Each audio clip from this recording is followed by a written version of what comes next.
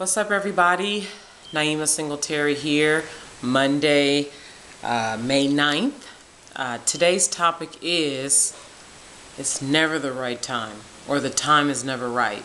Something to that effect. It's like tomatoes. The point is, it's never the right time. It's never going to be the right time for blank. You know, people say, are you ready for kids? You're like, you hear people say, I don't know if I'm ever ready to have kids. Here's a good example. Was I ready to start producing these videos? One, I don't have a good looking site. As a matter of fact, my BillionDollarCourage.com looks terrible. It's not ready. It doesn't have all the fancy gadgets, the perfect logo, the system in place for me to be able to create this two-way exchange with folks who want to interact with me. But I knew I needed to get started. I knew I needed to get the ball rolling, and then I would figure it out in the process. So that's a good example. My own situation of, it's never going to be the right time. See, here's the thing. There's this situation, or this syndrome, as they call it, called perfectionism. There's a couple syndromes I'm talking about. One is perfectionism. That's where you feel like you have to have the perfect amount of money. You have to have all this excess time on your hand. Everything has to look favorable for whatever the plan is. You have to have the right support, the right location, the right website, the right camera, the right everything has to be perfectly in order for you to take whatever that step may be. And the truth of the matter is, most of the time that's just not going to be in order. I mean, it's just not going to be the perfect time for you to start something. You just sort of like put it out there, and what you'll discover once you put it out there is, oh, this is not right. I have to fix this. I need that, so let me go buy that. And then you sort of figure it out all the way. It's almost like the kitchen table story you find out about. Somebody could never find the right conditioner for their hair. They could never find the right face cream. And little by little, they might not have all the perfect ingredients, but they try this, they try that out.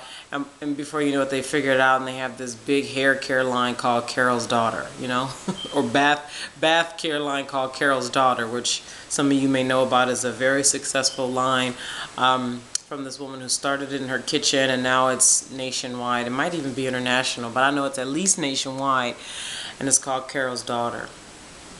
And then there's a situation of fear of, what will my friends think? What will my family think? What if I get really excited about this and I tell everybody about it, and then it doesn't work out? So maybe I'm not ready to take that next step. So that is what a new friend of mine calls the inner critic. And everybody has a different relationship with their inner critic, and everybody's critic has a different a way of communicating with them. Some people's inner critic, she says her name is Andrea, and she's with Your Kick-Ass Life. Check her out. Oh, I love it. On Facebook, search Your Kick-Ass Life, and you'll find Andrea. She has her hand out like this in her profile pic, and it says Your Kick-Ass Life on her hand. And she's wonderful. We'll be working together this year. I'm pretty certain of that. So anyway, she talks about the inner critic, and she just shared this with me on a conversation we had earlier this week, and she'll share more with you later once we work together, because we're definitely going to bring that to you guys later, she and I and others.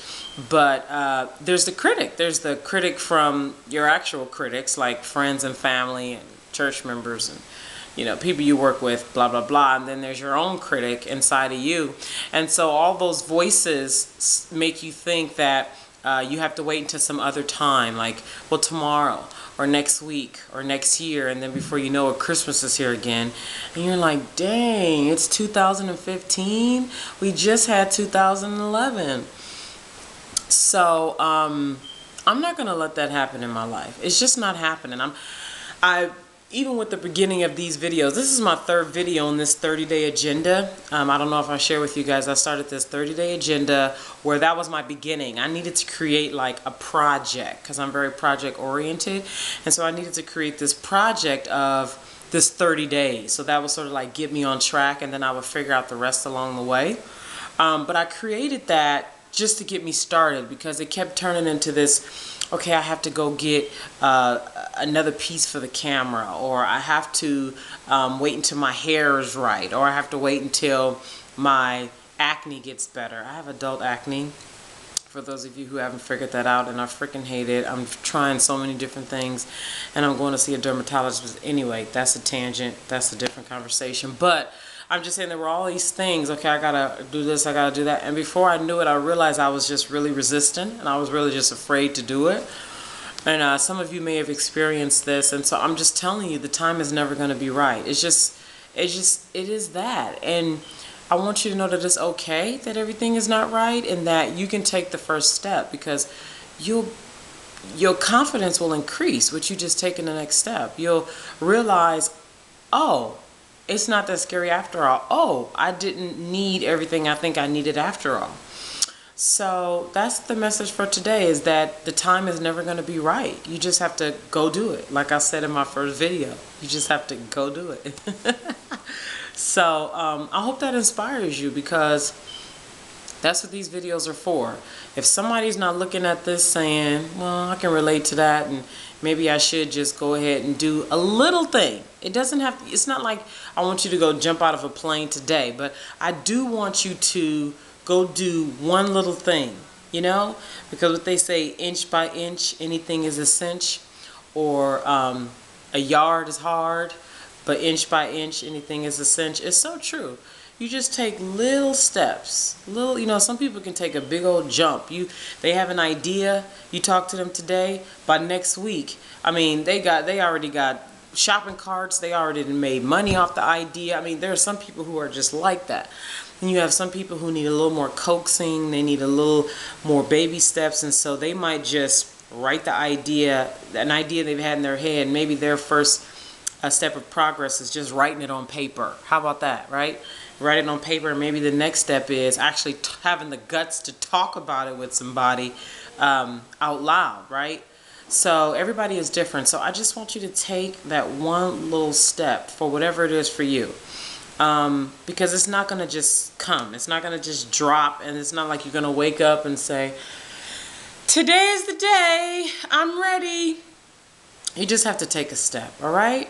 So, BillionDollarCourage.com, Naima Singletary, Monday, May 9th. That's the message, you guys. Talk to you soon. Thanks.